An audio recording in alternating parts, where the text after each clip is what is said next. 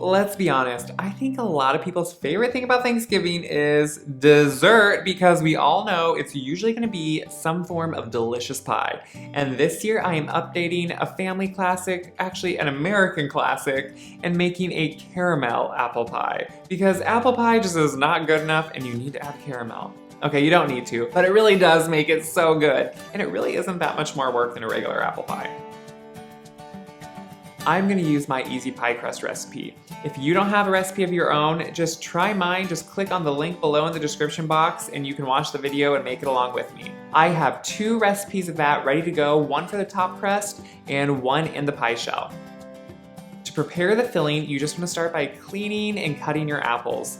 It sounds like a lot of work, but it's just for one pie, so it's not too bad. I've done this already for tons of canned apples, and that's a lot more work. So one pie, we can do this.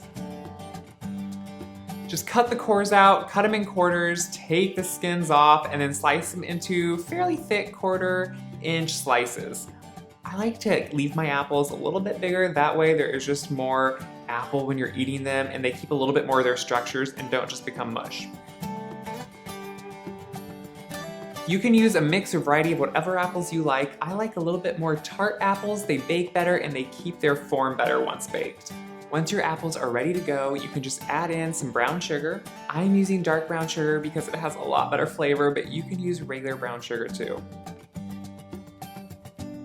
Then a little bit of salt and the juice of 1 lemon. After the juice, just put in some butter, some cinnamon, and a little bit of Calvados. Calvados is an apple brandy. You do not have to put it in, but it does add some really good depth of flavor. But if not, you can put a little bit of cider in or nothing at all. Place that right over a medium to medium-high heat and let that come to a simmer on the stove and start cooking. Once it's cooking, just stir it together to make sure everything is coming together and then put a lid on it and let it cook until the apples are just beginning to be tender. Pre-cooking the apples like this helps them not bake down so much in the oven, so your top crust and the apple filling doesn't have this huge gap in it.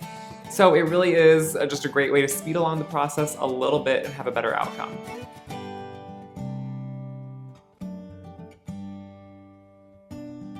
Once your apples are ready to go, just take it off the heat and let it cool down to about room temperature.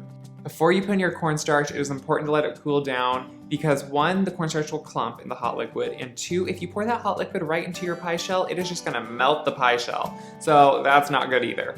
Sprinkle in the cornstarch, stir that in, and then add in the caramel.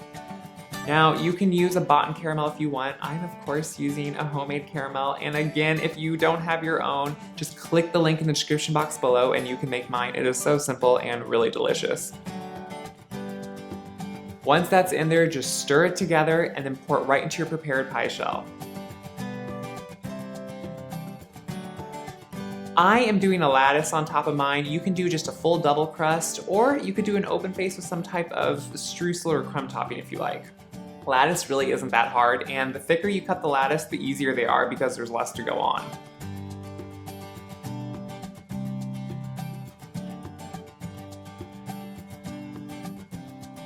Once your top crust is ready to go, just fold it together, crimp the edges, and then put it right into your preheated oven.